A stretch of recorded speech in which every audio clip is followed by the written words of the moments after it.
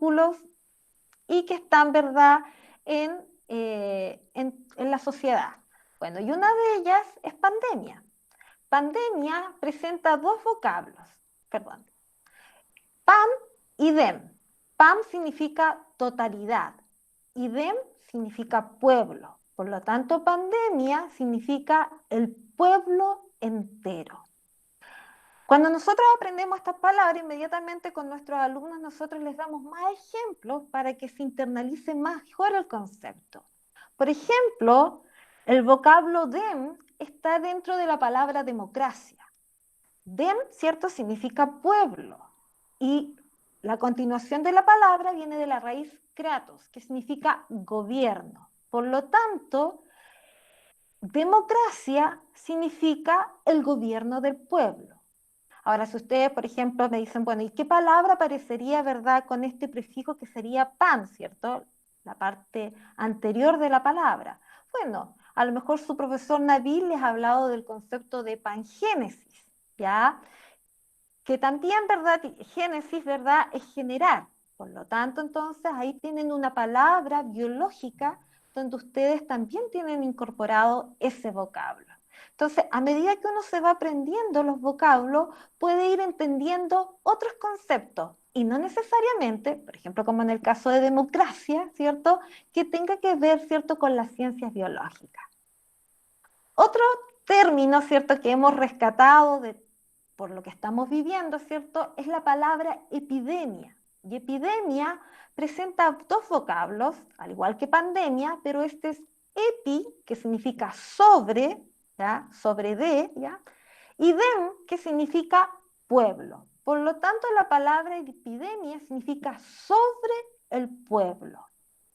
Lo mismo, ¿dónde puede este prefijo, sí, este prefijo epi, bueno, lo tenemos en varios conceptos, ¿cierto?, biológicos.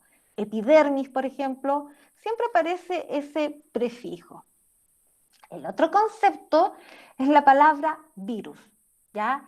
Y virus proviene del latín, que significa zumo de planta nocivo para la salud. En otros artículos o diccionarios también significa veneno. Por lo tanto, virus, ¿cierto?, lo que significa es veneno. De ahí viene la palabra, ¿verdad?, virus. Otro concepto, ¿cierto?, es la palabra coronavirus, ¿ya? Y tiene dos términos del latín clásico. Corona, que significa guirnalda o corona, ¿cierto?, como adorno, y virus, ¿cierto?, que ya habíamos dicho que era veneno o zumo de plantas nocivo para la salud.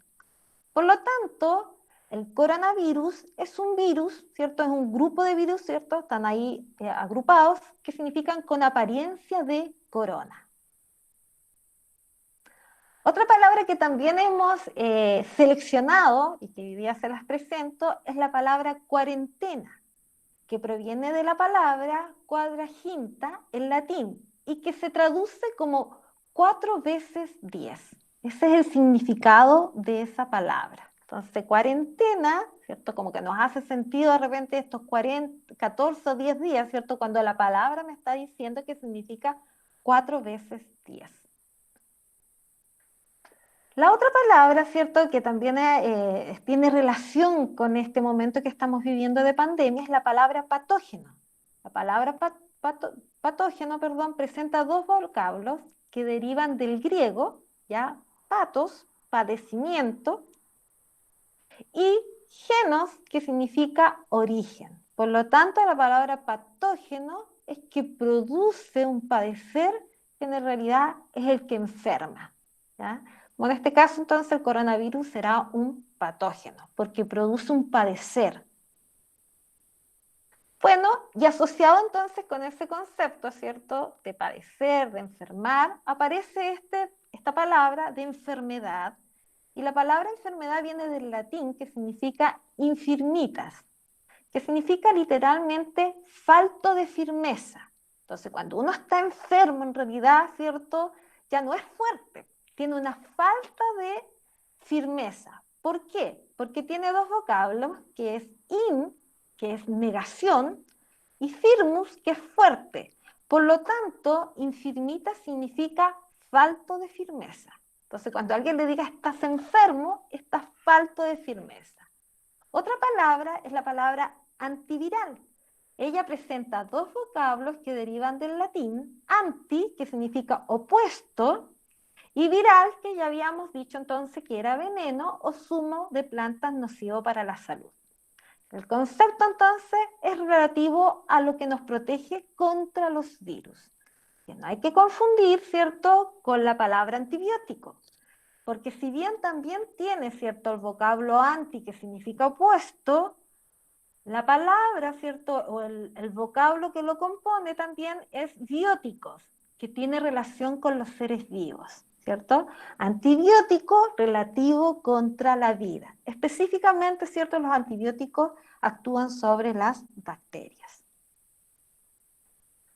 Otra palabra que también ha aparecido bastante, ¿cierto?, en los medios de comunicación y en los diferentes, ¿verdad?, libros o textos o revistas, ¿cierto?, porque muchos de nosotros tenemos mascotas o vivimos en entornos donde hay animales, ¿cierto?, es zoonosis. Zoonosis presenta dos vocablos que derivan del griego, que es zoon, que significa animal, ya proviene de zoo en el fondo, y nosos, que significa enfermedad. Por lo tanto, zoonosis es la infección o enfermedad del animal que es transmisible al ser humano en condiciones naturales o viceversa.